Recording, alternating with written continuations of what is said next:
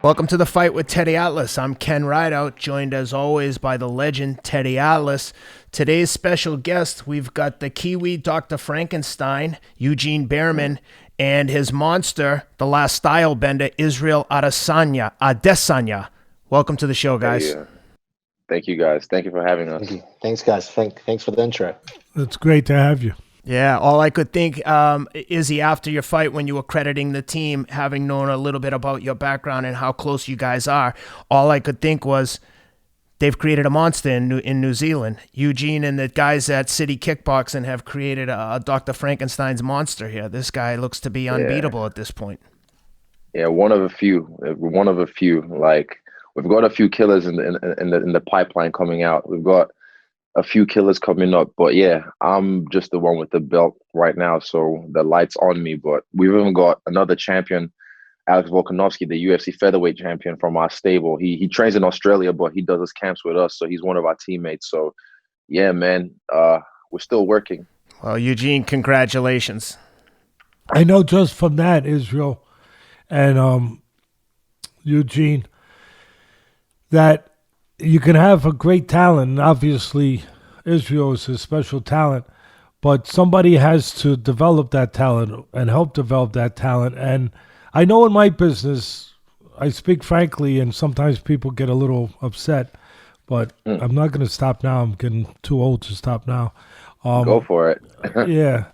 But you get a lot of guys that they're so-called trainers, and they'll say, go do 10 rounds there, 5 rounds there, 6 rounds there, and I'll see you in a little while.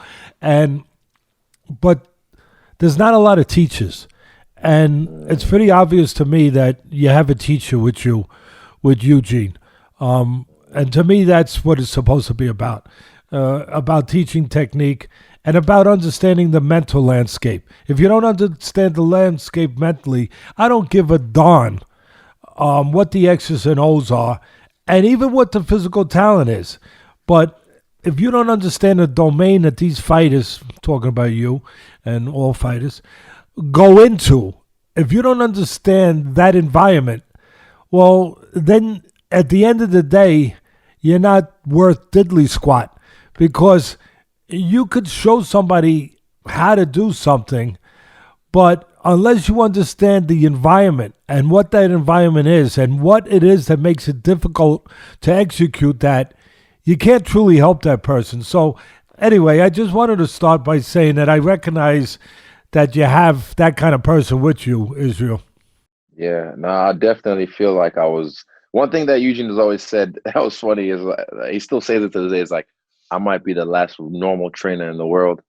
And we all laugh at him when he says that, because a lot of trainers are a bit loopy. But yeah, I'm sure I'm a little bit loopy in some ways, but I appreciate the kind words, Teddy. I understand. I understand what you're referring to. You have to do a certain amount of walking in these guys' shoes to truly get the best out of them, and I think that's overlooked by a lot of trainers, is they don't walk themselves in those shoes, and they can't truly get the best out of their fighter ever because of it. So I appreciate that, Teddy. Thank you. And they're not also former fighters themselves. That's another thing. Or they're not constantly in that mind frame. No, I agree. And getting to that, Israel, I want to get right to it. Your last fight, congratulations, obviously, Thank you. in that win against Costa. But everybody talked about the other guy might be too strong for you. He had demolished a lot of guys. He'd been like a wrecking ball going through buildings, knocking stuff down. And there was a definitive fight plan and understanding. And to me, it was very similar. You might have heard me say this before, but to me, it was very similar to Ali with Foreman in Zaire. People actually thought Ali was in danger of losing his life. They actually went there. There were people around him. Matter of fact, it was funny because Ali's a special guy. Under extreme circumstances, he's calm, and he could look around and he could say something with with a sense of humor that nobody would be able to say under those circumstances. He turned around as they were coming down the walkway into the arena or into the stadium. He said, "Hey, we're not going to a funeral here." You know, I'm winning this damn thing. I don't know about you guys, but you know, I'm winning this. We're not at a wake. So, the point I'm getting at is that when Ali fought Foreman, people thought that Foreman was just going to do what he'd done to everybody, physically impose himself on him. But Ali had a plan, and Ali beat him two ways. He wound up beating him physically, but he beat him mentally. He stood up to the bully. He understood that he just understood that premise, that a lot of what Foreman had done, and let me qualify this. Foreman's a special man. I'll say it again. Foreman is a special human being. What he did afterwards is extraordinary. He became a different person, a different fighter, and won a world title at 45 because of what he learned 10 years earlier. But he suffered for 10 years to become that guy. He exercised ghosts to become that guy. But that night in Zaire, he was taken advantage of. Yeah, he was the bigger, stronger guy, but that's all he was. And Ali was more than that. Ali was smarter. He had a plan. He brought in the rope-a-dope to allow him to exhaust himself. But more importantly, he stood up to him. And I remember he called my mentor, Cus D'Amato, before the fight. And he said, "Cus, everybody's saying that this guy, is a monster. He's going to destroy me. What do I do with this guy? And, I got to move. I got to do." He said, "No." He said, "Everyone's going to think you're going to move around. You're going to do, and he thinks you're going to run from him. You go right out there when that bell rings and you punch him in the mouth." That's what you do. You let him know that this night is different. That no, you're not going to bully somebody. You're in the schoolyard tonight with somebody who's going to stand up to you. And in a little while, you're going to be looking for the principal of the school, but he ain't going to be there. Actually. And so yeah. I want you to take it from there. That's what I saw. Facts. That's honestly that was the narrative in my head going into this fight. Because, it's kind of public knowledge now, moving from Nigeria to New Zealand as a young kid, I didn't even know I was black. I was just like, wait, what? Is this a thing? I knew I was black, but I didn't know it was a problem, So I was bullied a lot. I was picked on a lot. And back then, I didn't have the skill that I do now, or the will, or the cojones. So in going into this fight, this guy was the quintessential representation of all the fuckboys I've dealt with coming up. And the way he was, antagonizing me in interviews, the way he was trying to flex constantly and whatnot. So the narrative in my head was that in this fight was to take the bite out of the bully. That's something my manager Ash actually said to me. And I already had that, this is my chance to stand up to all my bullies when I couldn't back in the day. And yeah, I did that. I made sure the first strike I hit, I let him know that you're in for a rude awakening. And I love that look in the second round, right before the second round, when I looked across the cage and I could see that look in his eyes, that it was the person that was there before the first round, gone.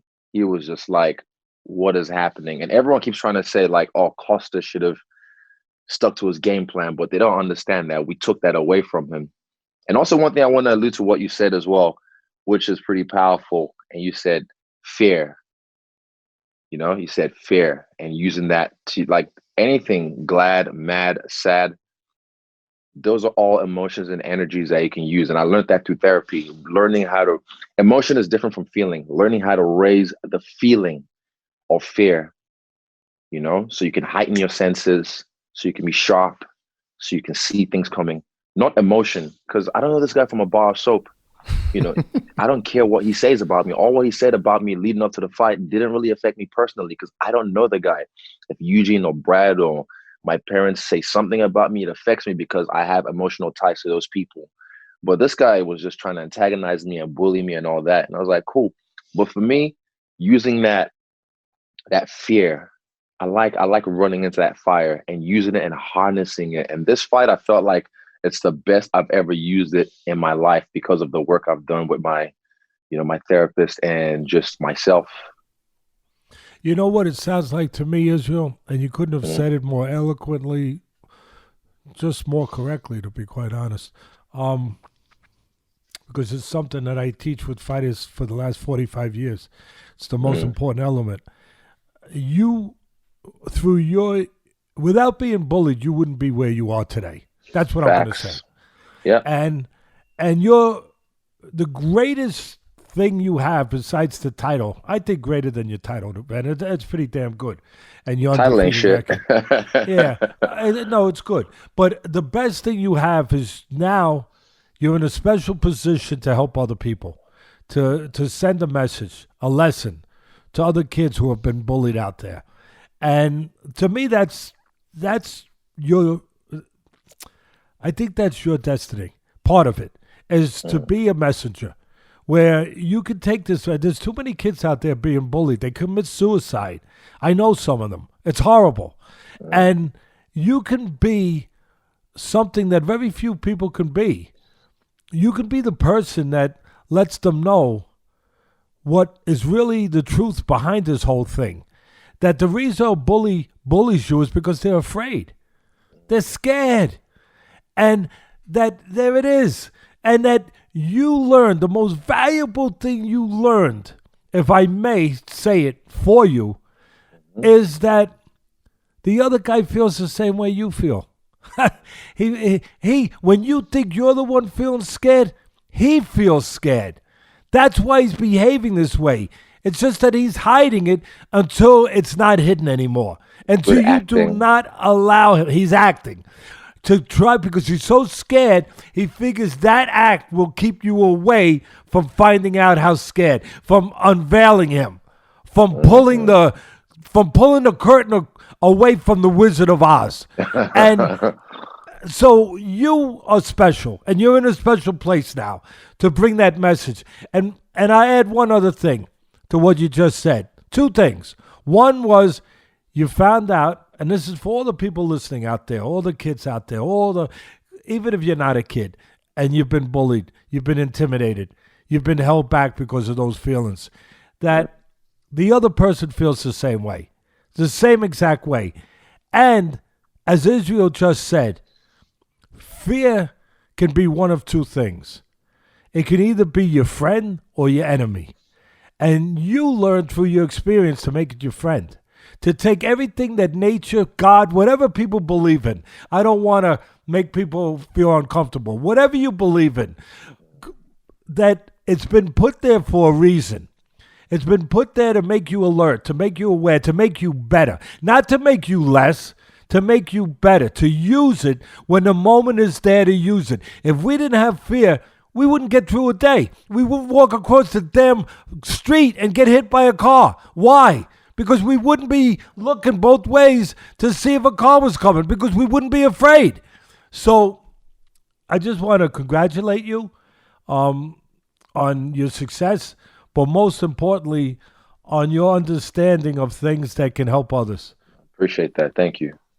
Guys, want to take a minute to give a quick shout out to our newest sponsor. We're very excited to have Manscaped on board. They're the official electric trimmer of UFC. Manscaped, not only the presenting sponsor of this podcast, but they also sponsor multiple UFC stars, including Max Holloway, our friend Francis Ngannou, and Sugar Sean O'Malley. I love this product. We reached out to these guys. We saw they were sponsoring a number of MMA fighters, and we reached out to them. I love the product. Super lightweight, very convenient, rechargeable. They're changing the grooming game with their Perfect Package 3.0. The package includes their Premier Lawnmower 3.0 trimmer. The ceramic blade and skin-safe technology are designed to reduce nicks or tugs on your fellas down below. For all our international listeners out there, and we've got a lot of them, they just launched their life-changing products in the UK, Australia, and Canada. So you guys are in luck. Time to hop on the Manscaped movement. Inside the Perfect Package 3.0, you'll get the crop preserver, deodorant for below the belt. It's anti-chafing and moisturizing. You'll also find the Crop Reviver, a toner, which is an aloe vera infused cologne for below the belt. For a limited time, subscribers get not one but two free gifts. The Shed Travel Bag, $39 value add, and the patented high-performance anti-chafing Manscaped boxers. These boxers are actually really cool. They're probably worth the price of admission alone. Get 20% off and free shipping with the promo code ATLAS at manscaped.com. That's 20% off with free shipping at manscaped.com. Use the promo code ATLAS. And one other thing they offer on their website is a aftershave.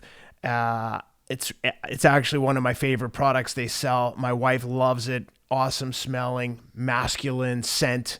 Give them a shot. Manscaped.com. Use the promo code ATLAS. Eugene, one of the things that I wanted to just touch on that Izzy just mentioned was Costa didn't stick to his game plan. To me, whatever his game plan was, as soon as he started getting kicked in the legs, there was no game plan. To me, there was just a punching bag. After about 2 minutes, I just saw a punching bag with absolutely no game plan. From a coach's perspective, what were you expecting, and was that the game plan, just to take the legs away right away? Yeah, well, funnily enough, like going back to what Teddy said, we never got to really find out, but a big part of our plan was not to get on our bike and run. A big part of our plan was to face this bully. We had plans to draw him into stuff, to pull him onto some of our shots. As it turned out, we didn't have to go to that part of our plan, but we weren't going to run from this bully. We were going to give him something different to what everybody else had given him. And no one had stood their ground. No one had stood up, and we never got to show that side of our strategy. But it comes back to what Teddy said. We were going to use that bully mentality to serve to better our purpose, for our own purposes. So as it turned out, we didn't need to do that. Like we shut him down we kept that fight in our range. We stopped him from advancing. I said to Israel after the first round, I said, I'm not sure. I was a little bit perplexed. I was like, look, I think he's possibly giving away these rounds, and he's going to come on later in the fight. Yeah. Because he knows he doesn't have the gas tanks to sustain 5 full rounds, which is a very risky strategy. Yes. Because you're giving away rounds. But my instructions to Israel was, look, just keep accumulating damage and put these rounds in the bank. And when he starts to ramp up the heat, we'll deal with it. That's what we've trained for. We'll deal with it. That was basically my instructions. Yeah, it was masterful. I mean, you really just took him apart with those leg kicks, and it was interesting to see him mocking the leg kicks early. And then Izzy, like you said, the expression on his face after the first kick, where he was kind of like dismissing it, to the beginning of that second round was like, we call that flattening the tire. That's flattening the tire. We flatten the tire. You can't operate on you can't operate on a car with 1 or 2 flat tires. So that was our call. I call it that too, by the way. Taking air out of the tires. I gave his game plan away at the weigh-ins. I remember because everyone became a body analysis expert, and I like to. This is where after the weigh-ins, I found the first clip of you guys watching the Gaslam fight. But I like to surf the landscape and see, because I know how to farm social media very well. And I saw the body analysis experts all saying that he's in my head. And I was like, huh? And it was saying like, I'm scared because when he was coming close and telling me to come, I kept on looking at the ground. What they failed to realize is I was looking at his feet, how they were planted, whether he was gonna spring or whatever. But at the weigh-ins, I saw he was gonna give me I saw he had a black belt underneath his shirt, and I knew he was gonna give me a white belt. So I was ready. And when he threw it at me, I grabbed it and I whipped his face with it. And he flinched. And then he got emotional. And you watch the tape again, you could see me just sitting there while Steve's holding me. And I was just like, what's up? And he's the one getting scared. And then he goes to Dana, I'm good. Come. I'm here. Come. That right there was what let me know what his game plan is. He's not going to be able to get to me. He's not going to be able to close the distance or bridge. So what he's going to do, come. And what did he do in the fight? Come. I'm here. Oh, come on, easy. Come on. I was like, yo, yalla, Habibi, yalla. That's in Arabic. Like, let's go, Habibi. Like, I was just speaking in their native tongue to him.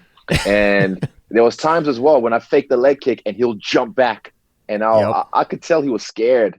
And then he'd either try and bridge against me. I do the footwork and I do something and he'd jump back. And I'm like, you're telling me I'm scared, but I'm not. You're doing the exact same thing. So I could see he was acting. Same with my last opponent before him, Romero, actors. They're real fighters, don't get me wrong. I would not discredit them, but they're actors because they knew if they stepped in range with me, like I said, we already, you guys didn't understand. We had like different plans, plan A, B, C, D for these guys, for especially for Costa. So we didn't even have to go out of plan A. We just stuck to that because it was working. But yeah, these guys are actors because they didn't want it, because they knew they were in trouble if they stepped within range. It's interesting that you pointed out that you saw our analysis of the Gastelum fight, because to me, as a casual fan of the UFC, watching that fight, I thought that was by far your most challenging fight. And these other big giant bullies that was supposed to come in there and run you over, you look like you just came out of a weightlifting session, your face. But after the Gastelum fight, I mean, you got hit there, and I was like, man, Costa can crack if he cracks him like that. But it was like styles make fights, and those bully styles just don't work against you. It's not only the styles, Ken. Let me say one thing. You're right, 100%. But it's the time of when you get that fight, the time in your maturity. That's what it is. And to me, and I'm going to ask Eugene and Israel both this question, to me, that might have been your most formative fight. That might have been the fight that you found yourself, that you came to be. Am I accurate? Yeah, I feel so. Yeah, I mean, you go, Eugene. yeah, we've grown a lot from that fight, from the experience of that fight. We grew exponentially just from that one fight. And that fight, like the background to that fight, let me tell you guys, is that Israel's had over 100 fights, and not in any single fight before that had I seen Israel's mentality tested to that degree. Not even close. Not even close. So the big thing we got from that fight was that when Israel is truly pushed into those deep waters, into that dark place, is that he can triumph. And we had evidence, we had hard evidence that he could do that. And that's the big thing that made us exponentially grow after that fight for me. Yeah. Yeah, that's why I named that fight, Eugene. For me, that fight you found out about yourself. Yeah. That was the fight that told you I belong here. Yeah. I can handle whatever it is that comes in these top places. I can rely on myself. I can trust myself. I'm the guy I need to be. And you kind of just verified that for me, that there's always a fight again, that you find yourself. Maybe your skills never get any better. It's not, but you learn that you can use them in difficult environments. You know that you could depend on yourself. It's tremendously comforting as a trainer too, because you don't ever wish for your fighter to be pushed to those limits. You know, you kind of want to get in, get paid, you know, get out, get laid sort of thing. But it's what's tremendously satisfying is that if you know that your fighter has been there and you know that they can work through that adversity, whereas we never had that test before. I hadn't seen it. I only thought I knew about it. But now, moving forward, it's tremendously beneficial for me to know that, you know, my fighter can go to a place that not many people can. 100%. And for him, even more important, for him to know. Yeah. A lot of people don't realize that. They think that fighters automatically know. They don't know till they know. Yeah. You know how far you can swim. That's true. Yes. You don't know how far you can swim till you're in the ocean or something like that. 100%. You know, I was in there, and I remember before the fight, because usually this is after the fourth round, because in the fourth round I got rocked with a head kick. I held my composure. He didn't realize I was hurt. Tried to take me down, and then failed. And in the fifth, right before in the corner, Eugene was like, "This is what we train for. We've been here many times in training." And he gave me the speech. And I listened, and Brad, I remember my teammate Brad said, "Go numb, bro. Embrace the darkness." Because on the bike, he's always yelled that at me as well on the airdown bike. And I looked across the cage at Kelvin, and I could see him. And I swear, he looked like Ese Diablo. That's how I could see him. And I had my game face on as well. So I looked at him and I said, "You're not going to beat me. I'm prepared to die." And that's scary. Every time I say it, I still get chills every time I say it, because I meant that. What a glorious death. What a way to go out, And that's something that most people only dream of. But when I said that in that fifth round, Teddy, I was trying to kill him. I'm not mincing words, and not that I'm trying to kill him. I was trying to finish him. Like, if something, God forbid, I'm glad he was all right, but if something bad had happened to him in that fight, I would have been okay, because I was ready to give my life up. And it's scary for me to say, but I found a new self. I found the confidence that I could do that. Same thing that fight did for me. This last fight did for me. And a lot of people are scared about that. They're scared about that because they know what that momentum feels like. They know what that avalanche feels like. It's hard to stop an avalanche. When it gets going, you can't stop it. So, like, that fight did that for me, and this last fight did that for me, in the sense of that momentum and that confidence. Like, I know I belong. I know we're here. We're supposed to be here. You embraced a code of behavior, a code of living that is a warrior's code. Maybe I go further and say, a lot of people are going to say, gee, I don't know, but a spiritual code where, Facts. yeah, I mean, I understand it. And that is what you're trying to get to, where you embrace that kind of behavior, that kind of belief. Cus once told me that there were only 2 fighters he knew that had that supreme confidence. That was Cus's word. Supreme confidence. I wish you were here. You could adjust my neck too, because I have to do it myself. Yeah. Yeah, it's important. It helps. But Cus said, Teddy, when you have that supreme confidence, it's a knowledge that you can go to the darkest places and have a light. That's it. You can go to the darkest places, the caverns of yourself, and there's nothing darker than ourselves. You can go to the darkest places of yourself, and you can have that light, that lantern of truth, that you can get through it. Not only can get through it, you will get through it, because it was always your destiny to go to this place. It was always going to be. Sooner or later, that was the mission. That was what it was all about. Getting ready to go to that place that others won't go to, can't go to. And he told me there was 2 fighters that had that supreme confidence. Muhammad Ali and Sugar Ray Robinson. And there's very few that have it, and you have it. And I'm going to add one other thing. Well, it's my pleasure, because the truth is pretty obvious, and for me, it's pretty clear. You also, and Eugene, when one of the things that's a prerequisite to being in this business is you got to be tough. If you're not tough, you know what? I think maybe Cus used to tell me you should go sell Italian ices on the corner somewhere. Like that's something you should have. But what makes you tough is when you're smart. And that's what makes you tough. And that's part of what made you tougher with Costa. There was no contest. Because you're both tough.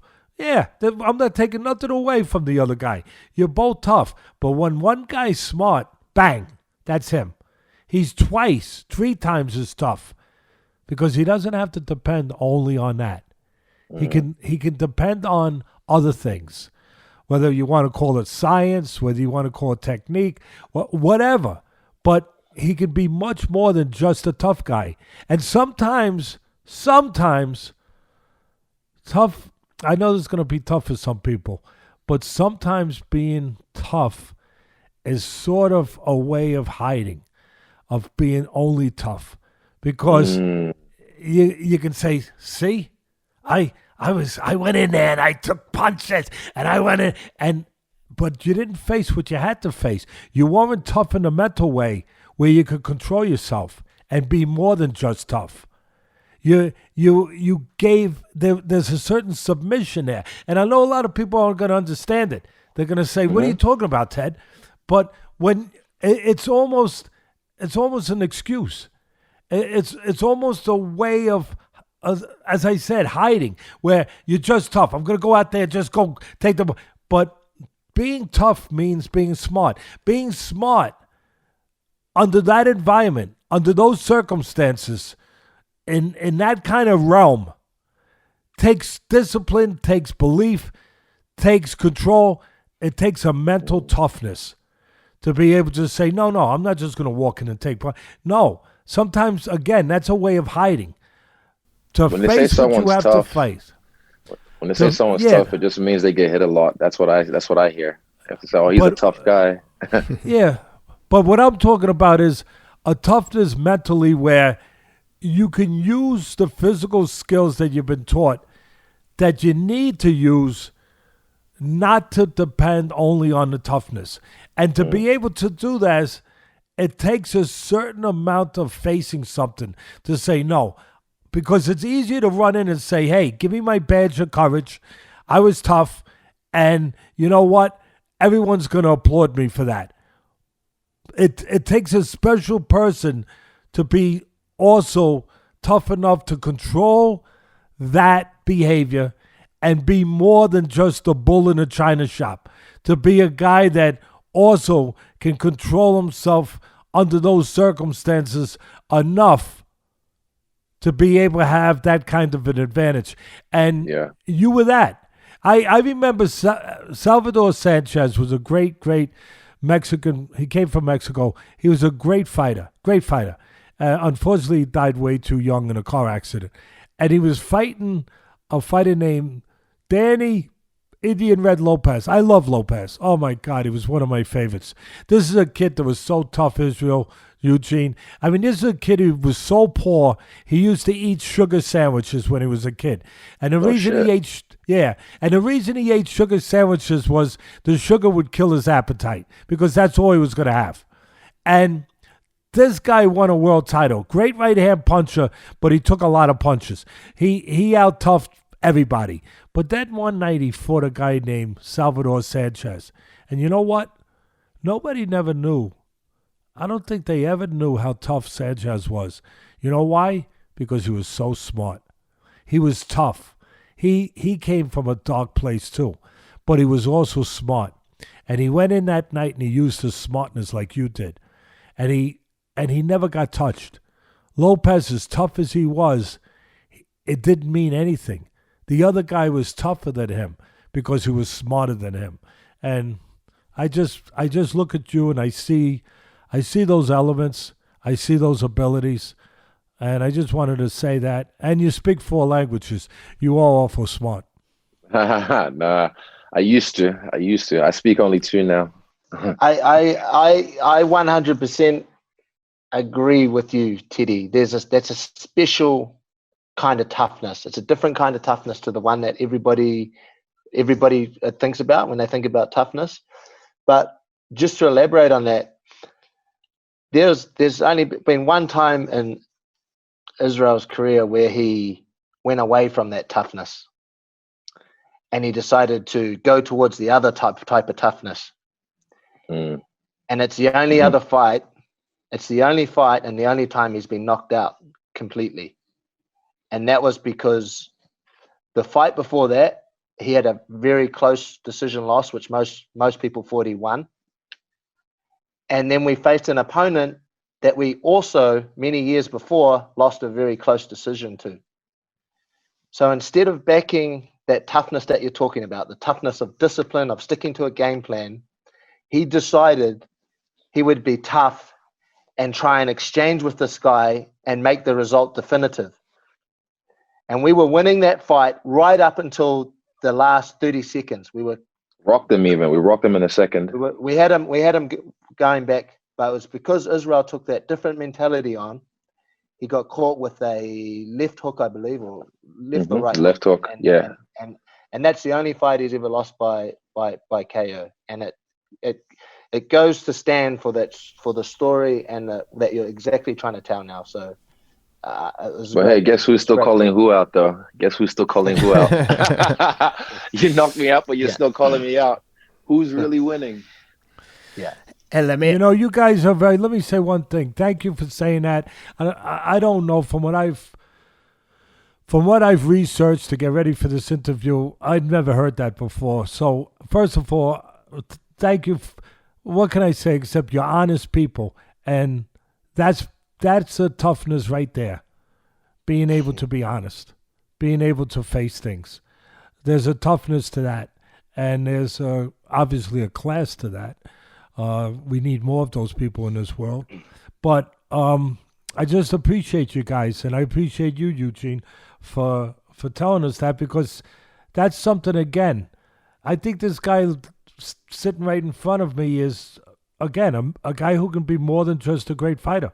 He can be a messenger with the bullying, with a lot of things. And that's one of the things and one of the messages that he can bring forward. I'm going to add one thing. I remember, I'm not even going to mention who it was, but there was a fight, and I'm trying to remember. I either did the broadcast of it or I did the setup of it on Sports Center for the fight. I'm not sure. But anyway, I remember when this guy went out there and did what Israel was just showing, wow. He just came out. And everybody said, oh, wow. Look at the heart, look at the toughness. And look, no doubt about it, anyone who gets in the ring, they got heart. But he said, look at the toughness, look at the look at the confidence, look at that. And, and then he got knocked out. And I said, and it wasn't greatly received at the moment, but I said, that wasn't toughness. That was a guy out of control. That was a guy who was not controlling what we all have. I don't care who we are. We all have fear. Anyone who says they don't have fear, you know what? You're either a liar or you should go to a doctor to find out what's the matter. Because something's missing. Something's wrong. And you know what, son? You might need a little help. But everyone has fear. Without fear, like I said earlier, we wouldn't get through a day. But you have to, you learn through life the tools. You're given the tools and experiences to learn how to control it. To take it and put it over here. And basically say, hey, buddy, watch me perform tonight. Watch me perform. Well, check me out. You're going to be proud. Watch me. And give me everything you got. Give me everything you got. Give me the quickness. Give me the edge, the alertness. Give me all of it. Because I'm going to use the heck out of it. And on this particular night, the fear was there. But this guy didn't control it. He allowed it to control him. He allowed it to get things over with. To run into things. It wasn't what it's supposed to be and what it is now in Israel's life. And it's now, obviously, it's kind of like taming a lion. You got a lion and it's ferocious, but then you tame it. And the lion will do what you want it to do. And to me, that's fear, and that's something that Israel has learned. And it's a great, great, great ally. And to go along with everything else you have, it makes for a great fighter. I'm motivated. I can't wait. Thank you, Teddy. Thank you, Teddy. No, it's my Izzy, one of the things you mentioned about coming from Nigeria, it's crazy how many great fighters have come from Nigeria right now. You're part of a three-man like Murderers Row with Kamaru Usman, Anthony Joshua. Murderers Row. That's it. The Murderers Row. He used to tell me about that back in the day. He used to tell me about the four men, the Black Murderers Row. Oh, you're Sugar Ray Leonard and I can't remember now. Well, Yeah, you're part of your own African Murderers Row, specifically Nigeria. What's the reception been like in Nigeria, and how often do you get back there? I went back there last year, and it was beautiful, man. And that was before it even blew up even more. But from the airport, when I went back there, all the area boys, all the police officers, like, Adesanya, Israel Adesanya, oh my God. And they just showing you love, man. It's crazy. But now if I go back there, bruh, because they stay up to 4 a.m. to watch me fight. And this fight was pumped up. It was pumped up. They built it up. They had billboards and kiosks with advertisements, advertising the fights on different satellite networks. And yeah, like I've always said, I want to be like what Manny Pacquiao was to the Philippines when he fought. He shut the whole country down. Yep. He shut the whole country down. Crime rates went down. Everything. Everyone stopped and watched the fight. That's what I want to do for Nigeria. I want when I fight, the whole country shuts down. And even like, yeah, it's just I love my people. I love where I come from, but it's just a lot of like right now there's this police brutality, the SARS right now just killing youth over there, and there's a movement and SARS that they're trying to get the president Buhari to get rid of right now, which is good. But yeah, we have a lot of problems and we are our own biggest problems, but we're beautiful people and I love my people. And I love going back for the food. That's another thing. Oh God, I love last time I was in Nigeria, you know that feeling where you're like, I'm hungry, I need to go eat. I never felt that once. I was just eating. I was just eating, bro. And that's one thing I was doing as well during the weigh-ins, because I get to eat properly. Shout out to the fight dietitian. He's the guy that looks after me during my weight cuts. Now that I do it properly over the last 2 years, because back in the day we were doing some dumb shit. But yeah, during the weight cuts, I like to watch Mark Wayne's and other foodies on YouTube who go around the world and travel different and taste different foods. And man, I can't wait till this whole Corona bullshit's over, just because I want to go back to Nigeria and chop life, man. I want to chop life.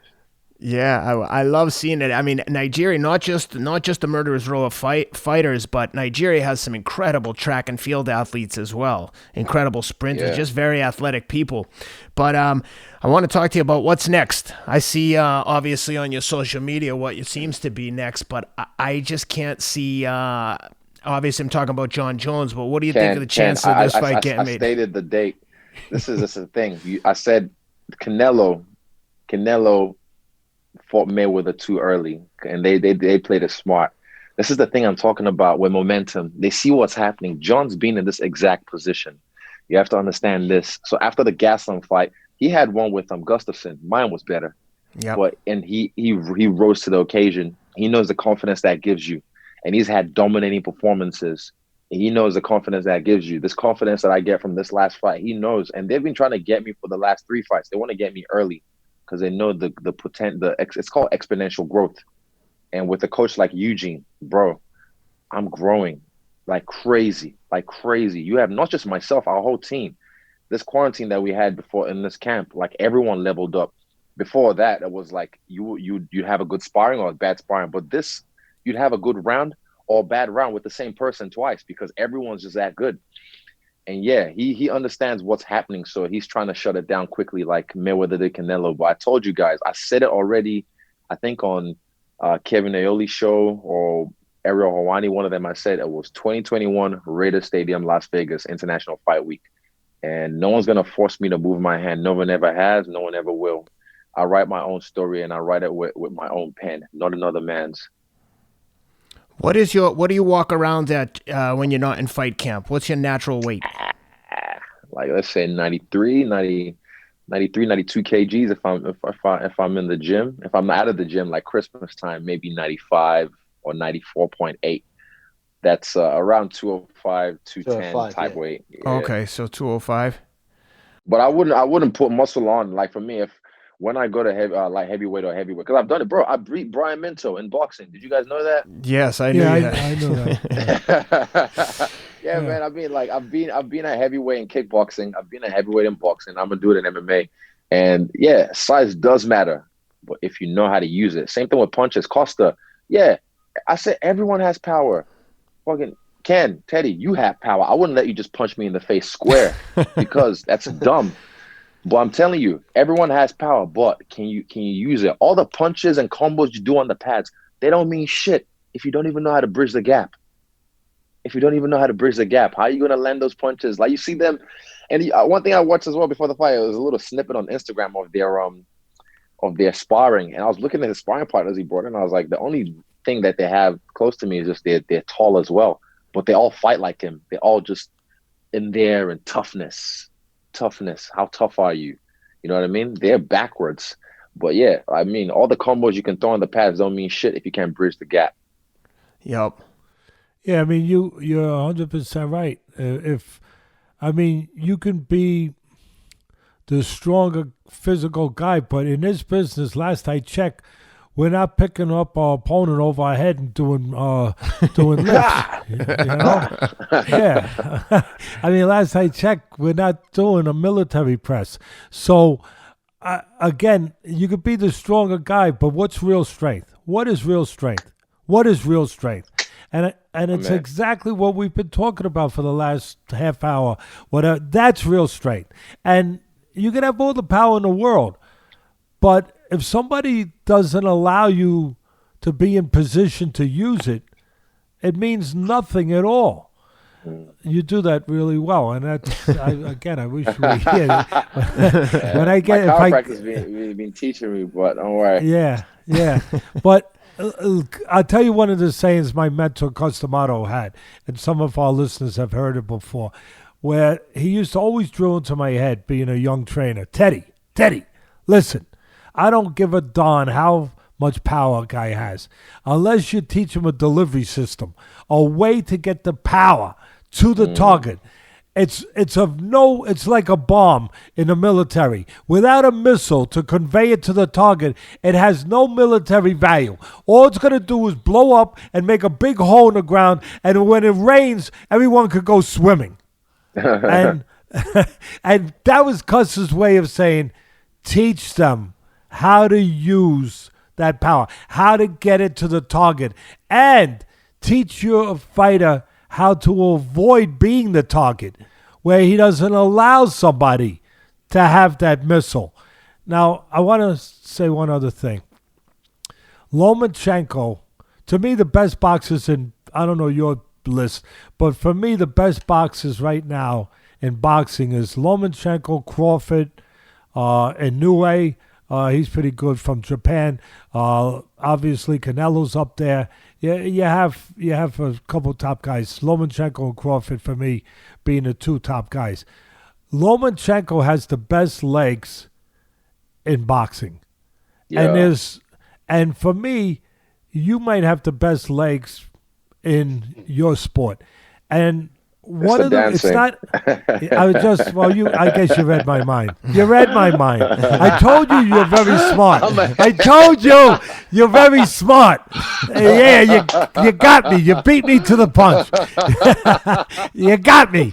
Lomachenko's father made him take off time early in his career to do traditional dance, and he didn't like it. To be honest, he didn't like it, but he did it. And because of it, he's got the best legs in boxing. You also did dance. Is it part of the reason?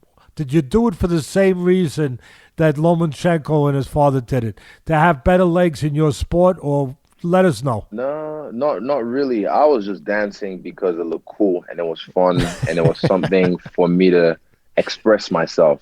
Like, I did Taekwondo as a kid and I loved kicking. But I never really pursued it past that because my mom took me out of it before I got my yellow belt because I was breaking shit in the house.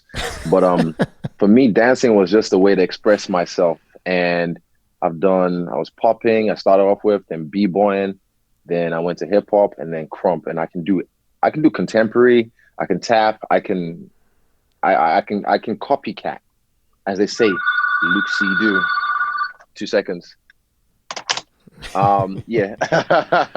I can be a copycat, if you will. I'm able to see things happen and replicate them. So even like the finishing sequence in the Whitaker fight and this last fight, this one wasn't as much, but the Whitaker fight, I was here when I hooked him. I was what people might say traditionally is out of position, but my feet were planted, and that's from my background in crump, being able to be out of position and still gain control of my body, the offbeat, the timing. There was a bit in this fight where you could see I'm starting to have fun. I even told Eugene in the back, because before you got on, I said to Eugene in the back before he walked out, I grabbed him by the shoulder, and I was like, hey, I don't know if you remember this, Eugene. I was like, hey, believe in me. And he said, I believe in you. I already believe in myself, but I just wanted to hear it from him. And then that was it. But then I said, I want to have fun in this fight. Let's be systematic and by the book, but we're going to have fun.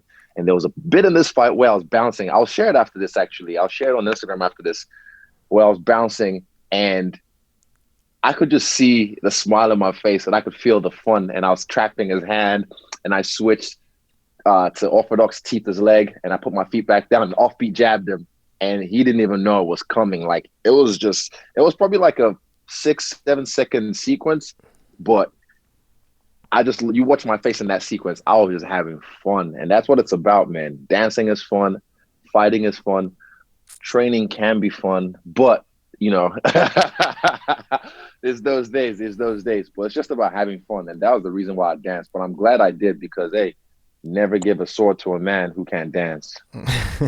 I told Rob I love watching the dance videos, and I have a 10-year-old daughter from Ethiopia, and you're her favorite fighter because she loves watching the dance. And when you danced and did the windmill on Costa after he's like getting tended to by the medical staff and you're doing the windmill over there, she was like, Dad, should he wait for the guy to make sure he's okay? I said, oh, so everyone has their own style.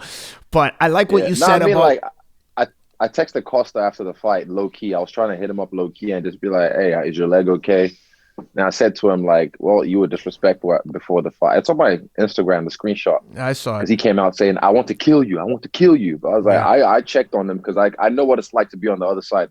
I know what that plane ride is like home when you lose. I saw some fighters on the plane ride home, and I saw how they were, and I was glad. Like, I still have to remind myself when I wake up sometimes, like, soak this win, embrace it, because they don't, you know, like sometimes in the past, I'm rambling here. In the past, I like used to just forget about the win and just, right, what's next?